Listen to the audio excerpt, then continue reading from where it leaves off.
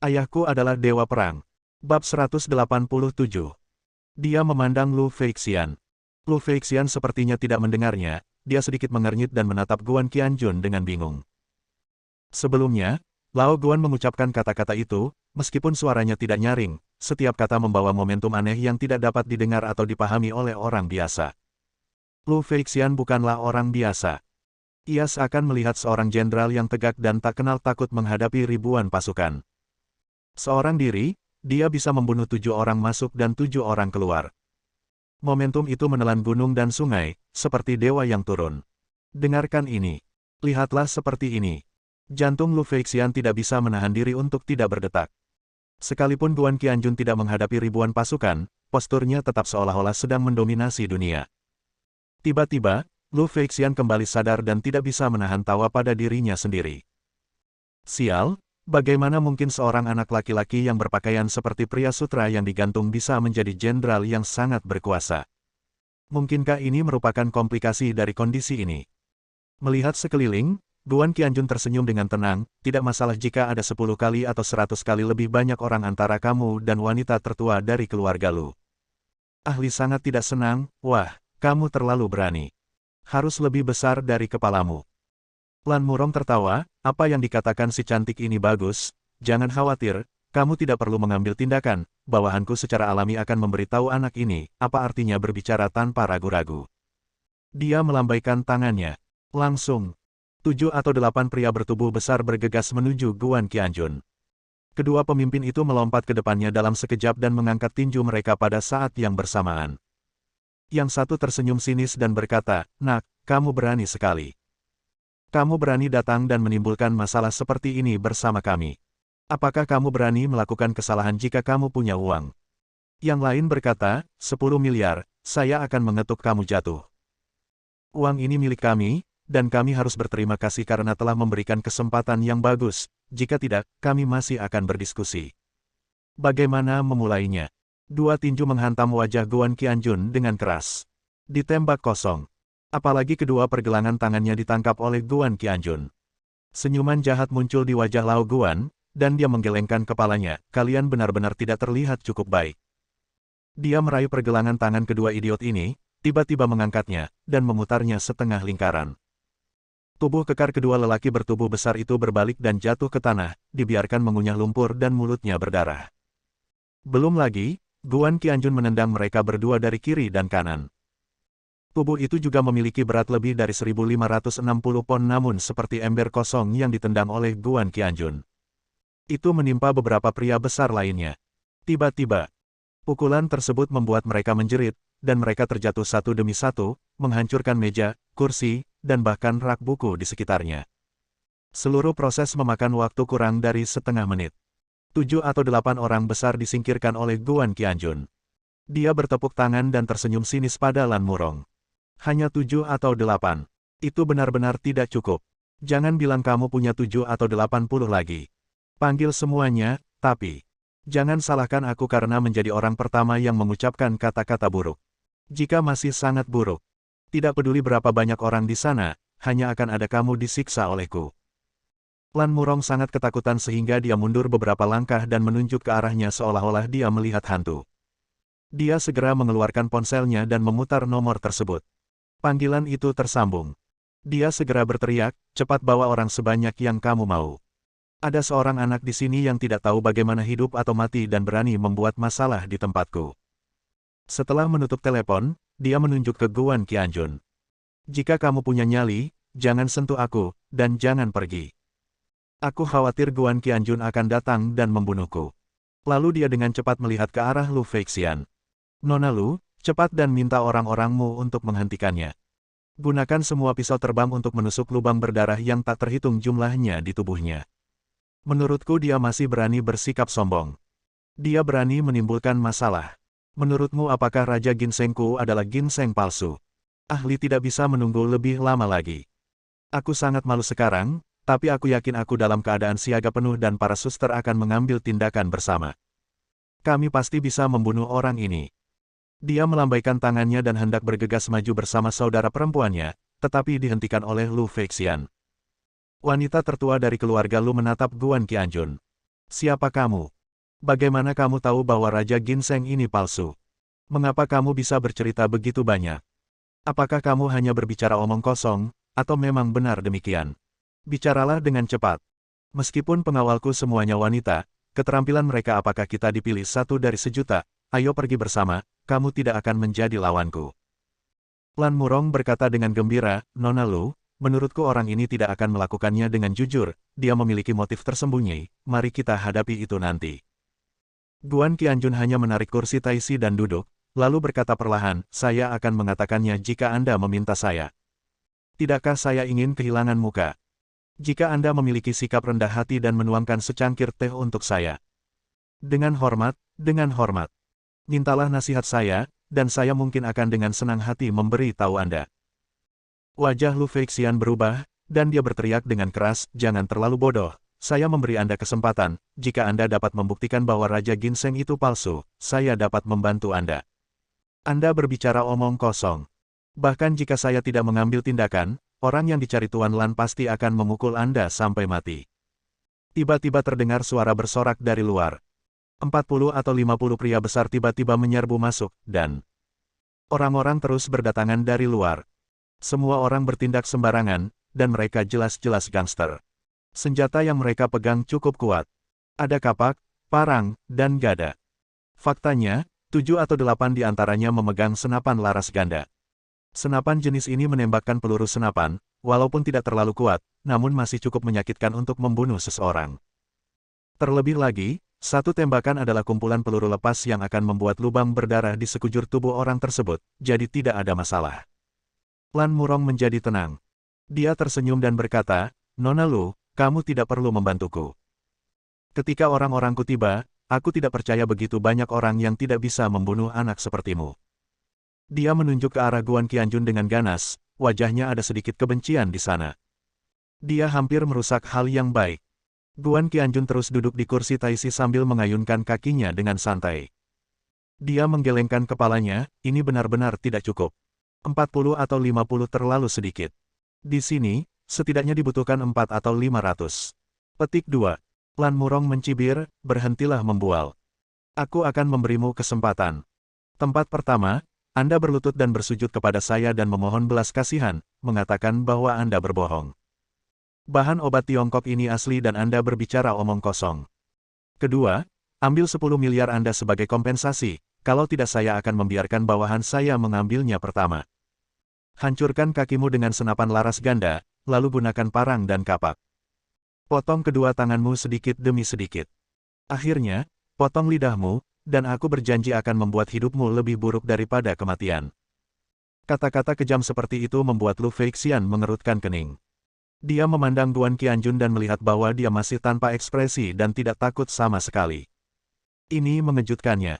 Jika Anda ingin menghadapi 7 atau 8 gangster, tidak masalah jika orang ini memiliki keahlian tertentu. Tapi sekarang ada 30 atau 50 orang di sini, dan orang-orang masih berdatangan dari luar, apakah dia pikir dia bisa menangani mereka? Lagi pula, terlalu banyak semut akan membunuh seekor gajah.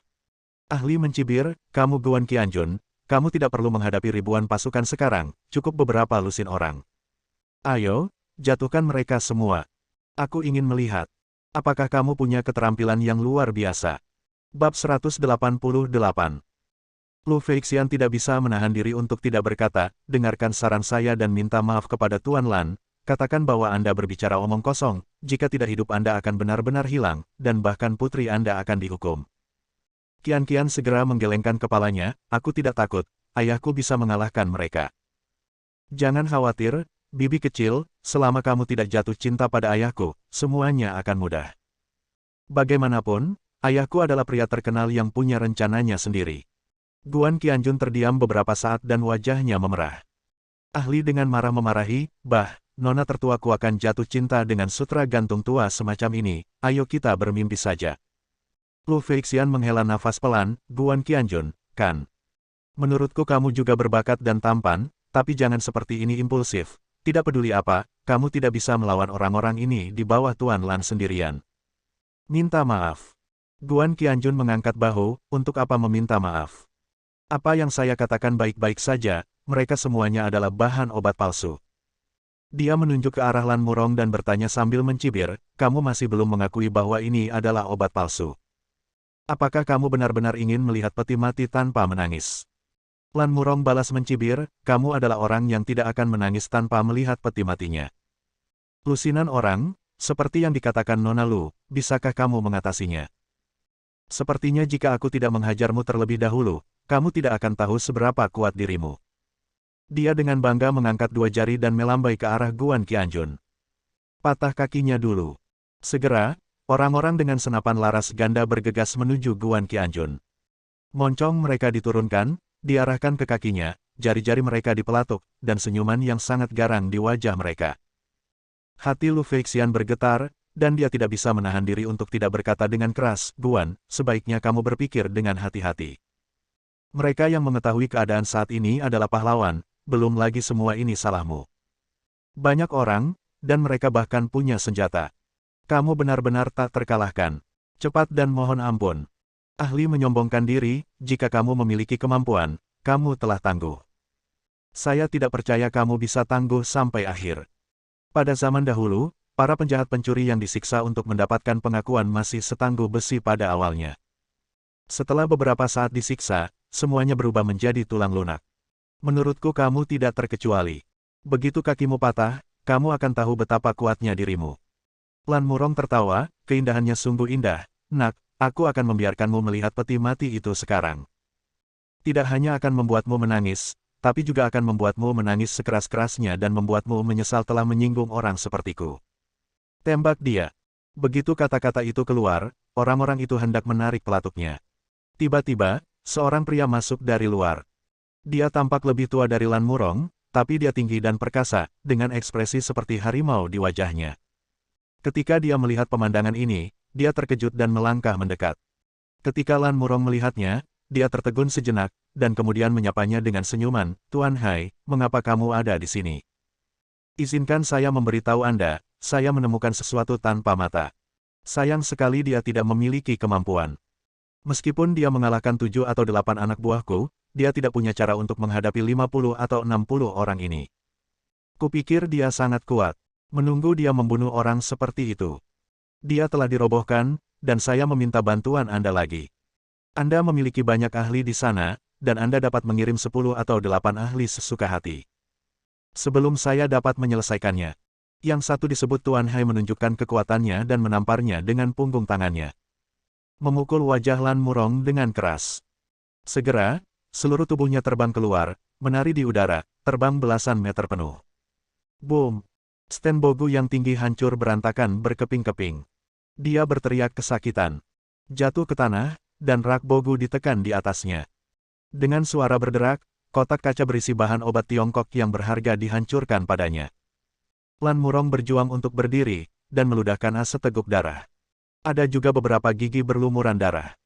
Dia tidak percaya, menatap Hai dan berteriak, kamu. Kenapa kamu memukulku, Tuan Hai, ini? Apakah ini salah? Orang-orang di sekitar juga terkejut. Lu Feixian juga terkejut. Meskipun dia datang ke kota Lanshan kecil ini dari ibu kota provinsi untuk mencari ginseng berusia ribuan tahun, dia juga bertanya tentang orang-orang hebat di kota ini. Berbicara tentang bos nomor 1, itu pasti Tuan Hai. Di kota Lanshan, dialah yang bisa memanggil angin dan hujan. Sekarang, bagaimana dia bisa datang ke sini? Setelah melangkah masuk, dia mengepung Lan Murong. Meskipun mereka dengan tangan kosong, mereka tidak menunjukkan tanda-tanda apapun. Dia tidak menunjukkan sedikit pun rasa takut. Sebaliknya, masih ada ejekan di sudut mulutnya. Sebaliknya, para gangster itu begitu agung sekarang, tetapi ketika mereka melihat ini pria berbaju hitam berdatangan dan melihat ekspresi mematikan di wajah Tuan Hai, mereka semua dengan patuh, dia dengan cepat melemparkan senjata di tangannya ke tanah. Pada saat ini, sesuatu yang lebih mengejutkan terjadi pada Lu Feixian. Dia melihat Hai berlutut di atas satu lutut di depan Guan Qianjun dan berkata dengan keras, Tuan Guan, pengawal Xiao Haizi terlambat. Maafkan saya. Lalu, dia menamparkan dirinya sendiri dengan keras hingga separuh pipinya membengkak. Guan Qianjun sedikit terkejut pada awalnya, tapi dia segera menyadarinya. Saya kira ini adalah tipuan lain dari bocah Qi Kunlun itu. Meskipun Tuan Hai ini mungkin tidak mengetahui reputasinya, dia diperlakukan dengan hormat bahkan oleh Dewa Perang. Beraninya dia melakukan kesalahan. Dia hanya bisa menundukkan kepala dan tunduk padanya. Begitu pikirannya bergerak, Guan Qianjun menepuk pundaknya dan tersenyum tipis. Bangunlah, dia yang tidak tahu tidak bersalah. Kamu tidak perlu menyalahkan diri sendiri, lebih baik kamu menghemat energi untuk mengalahkan yang lain. Tuan Hai berdiri dan berkata dengan hormat. Katakan halo. Kemudian, dia tiba-tiba menoleh dan menatap Lan Murong, yang merangkak keluar dari bawah rak buku yang rusak seperti serangga besar. Dia melangkah mendekat, menjambak sisa rambut Lan Murong, dan menariknya dengan kuat ke depan Guan Qianjun. Pada saat ini, Lu Feixian dan semua pengawal wanitanya tercengang. Yang paling menyakitkan, yang paling tidak bisa dijelaskan, yang paling mengejutkan, tanda seru, itu Lan Murong. Dia terus berputar-putar dan meratap putus asa. Apa yang terjadi? Tuan Hai, mengapa kamu bertingkah seperti orang gila? Siapa anak ini? Kamu. Kamu adalah Tuan Hai, kamu tidak pernah membiarkan dirimu berlutut. Kamu mengatakan bahwa tidak ada seorang pun dalam hidup ini yang bisa meyakinkanmu. Tuan Hai membantingnya ke kaki Guan Qianjun dan berkata-kata demi kata, memang sangat sedikit orang yang bisa meyakinkanku, si Dahai. Yakin? Tidak ada seorang pun yang bisa membuatku berlutut, apalagi. Aku bahkan tidak berlutut di depan orang tuaku.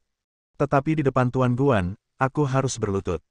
Kamu berani menyinggung Tuan Guan, kamu sangat berani, segera bersujud padaku dan mohon ampun.